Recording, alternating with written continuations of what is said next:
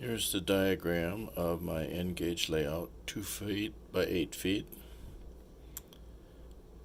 I've shown this before, but I've had requests to know where and how I did my block control. The numbers are elevation. It's not exactly inches, but close.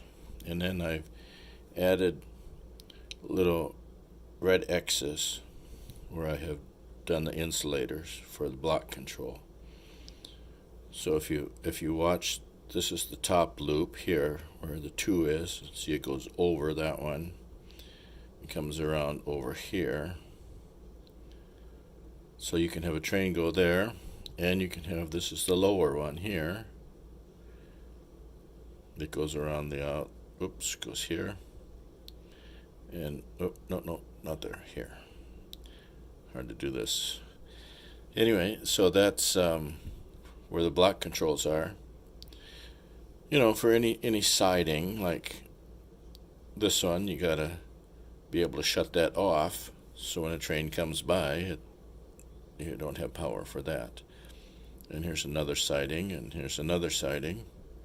This is just a bypass to go from lower to upper, and this one is just simply to go from lower to upper loop. So that's about it. It's pretty simple. It isn't perfect. One issue I've noticed is here. If I have a train on here and a train on here, it doesn't work. Because if you power this one and shut this power off, then this one can't go. There should be an insulator here, and there should be an insulator here. Because, like I say, if you have an engine here and an engine here,